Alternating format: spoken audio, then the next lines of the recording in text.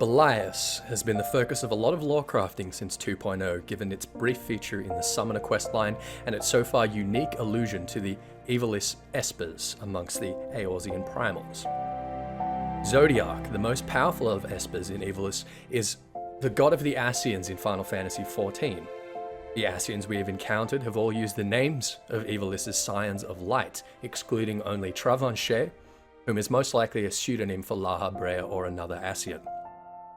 Laha Brea uses a glyph which appears in the signifier for his corresponding Scion of Darkness, Mateus, in the Final Fantasy XII universe, and Nabriale's glyph closely resembles the inverted bottom section of his Ivalice counterpart, Cuchulainn. The connection between our Ascians and the Espers of Ivalice is clear by now, and many people have speculated that we will eventually find an Ascian for each Light Scion, Pashtaro, Van Daniel, Halmarut and so on, and that they will each feature in some ways the glyphs of their Dark Scion counterpart. I believe that regardless of the direct connection, given that the Ascians spent much of both 1.0 and 2.0 convincing the Beast tribes that they were actually paragons of the light, it is fitting that they use the names of the Light Scions to give greater depth to this deceit in the eyes of the player. To relate this all to Belias, we know that he is a primal in Final Fantasy XIV, and if we take Tristan's word for it, he is in fact an Elder Primal. I'll take a moment to outline the more common theories currently in circulation. Firstly, that Belias the Elder Primal is a form of the as yet unseen Ascian Logryph, and that each Ascian will have a corresponding Elder Primal which can be summoned as an expression of themselves. This might seem an intuitive theory, but Ascians, as they are void sent, have a dramatically different ontology and composition compared to the primals, as I will soon be covering in my Metaphysical History series. The primals are composed of ether and will native to Hydaelyn, which in essence negates that of the void and the Ascians. Furthermore, if the Ascians could take on the form of a primal at will, we would probably have faced both Mateus and Cuchulainn by now. The second and more compelling theory put forth by Fusion X from Gamerscape is that as we notice the Ascians have taught Tristan to absorb and fuse with the Belias Eggy, it is possible that each of the Ascians with these Esper glyphs have at some point absorbed the corresponding primal. I'll expand on this with some thoughts of my own, so please note that I'm not putting words in Fusion X's mouth here. I would posit that the motive for an Ascian in absorbing a primal would be to consume and corrupt a large quantity of Hydaelyn's ether, unbalancing the natural entropy of the crystal and making themselves vastly more powerful in the process, giving them a vessel with which to cross the ethereal sea between Hydaelyn and Zodiac without the kind of rituals that are required for summoning other void sent like Diabolos or Fedaion, and that the residual glyph we see has been left as some kind of numinal scar. However, to absorb a primal in this way, as opposed to the method of the Ultima weapon, would consume the ether of which it is comprised but not its will, which I believe would return to the ethereal sea as we know them to do once defeated. The consequence here is that being consumed does not exclude the primal from being summoned again. There could well be an Ascian Logryph with the mark of the primal Belias indicating that he has absorbed a particular instance of it at a particular level of ether and power, which we also know to be variable, and yet Tristan can still tap into the persisting concept of Belias and summon an Eggy of it regardless. Bear with me a moment longer here. If Logryph had anchored the essence and will of the primal to his own, keeping it trapped in some kind of internal Dalamud, as we know Ultima to have done with Garuda, Ifrit, and Titan, summoning Belias proper again would not be possible, but I believe that it is.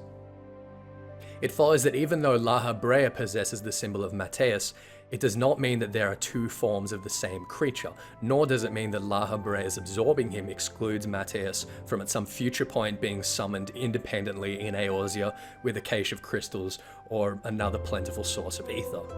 So whilst the theory that the Ascians have absorbed primals and in turn retain their mark is very compelling, it does not mean by any stretch that they and these primals are equivalent, and the latter must therefore have stories of their own. I would like to briefly speculate on the story of Belias in particular, and posit that we will very likely encounter him as a primal of the Gigas at some point during the Heavensward series. Now, despite the name of this series, we know that Ayatlan will comprise but a portion of the land opening to us to explore in Heavensward. Data mining has already as good as confirmed future accessibility to the West Shroud, and we know that we will be exploring larger sections of Coerthas and Drovania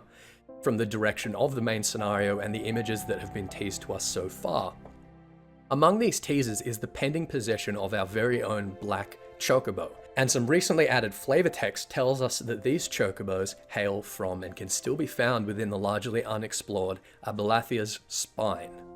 Given that this area is directly north of Drovania and that Ishgard has not been breeding and distributing these flying chocobos, it is fairly safe to assume that we will be traveling to Abelathia's spine personally to procure one. There is only a little more that we know of this area, but what we do know is that it was home of the Gigas we now see in Coerthas and Mordona before they migrated south following the Calamity's uncovering of the Crystal Tower. Crystal Tower worship seems to be exclusive amongst this class of the Gigas, and so I imagine that the Hecaton Kyres freed from the depths of Copperbell mines that we did not immediately kill, of which there must be at least a few, genocide is extremely unbecoming of a warrior of light, must have since made their way back to the spine.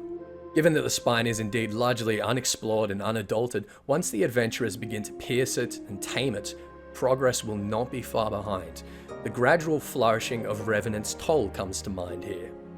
Where there is a mountain range, there is ore, and where there is ore to be mined, Amagina and Sons will not let anyone beat them to the punch.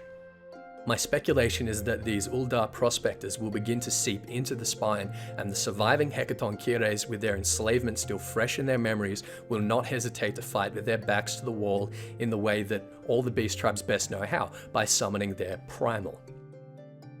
So why Belias? Well, he has already been teased to us and established as an Eorzean primal, so it is at the very least well within the realm of possibility. Secondly, although the vanilla Gigas we find in Coerthas is a carbon copy of the Gigas model in Final Fantasy XI, I would like to look at the clear design influences between Belias and the Hecaton Kyres in particular. Even if it's a coincidence, the full-faced horned helmets worn exclusively by the Hecaton Kyres very closely resembles the face of Belias in Final Fantasy XII, and could well be worn as a symbol of his patronage. Thirdly, and this might seem like a cheap shot, Ivalis's Belias is literally referred to as Belias the Gigas. But I would like to take a brief look at the external figure of Belial, of which Belias is a bastardization, and see if it can't give some more depth to our theory. In Christian folklore, Belial is generally conflated with Lucifer and possesses the minds of atheists, drunks, and sodomites. However, in the Hebrew tradition, the term has a more cryptic meaning, taken to mean worthless or yokeless, or sometimes never to rise. Sons of Belial is a term used throughout ancient Hebrew literature to denote a group as worthless, purposeless, and pitiful. Now, there have been theories circulating that suggest the Gigas in Final Fantasy XIV to have been early experiments in genetic engineering by the Allagans, and subsequently used as nothing more than instruments of manual labor. And whether or not this is their true origin, we know that throughout Eorzean history it is precisely the way that they have been treated by the more intelligent races.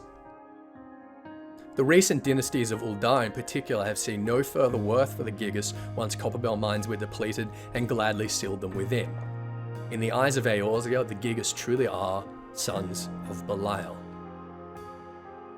Although we will be discovering new beast races and their primal patrons in Heavensward, there are a few with which we are already familiar but have not fully explored, and to me the Gigas are perhaps the most compelling of these. If we are soon to travel to Abelathia's spine, there will be Gigas there, and whatever they have in store for us, there's only 20 Malms to Ayatlan, and I will see you there.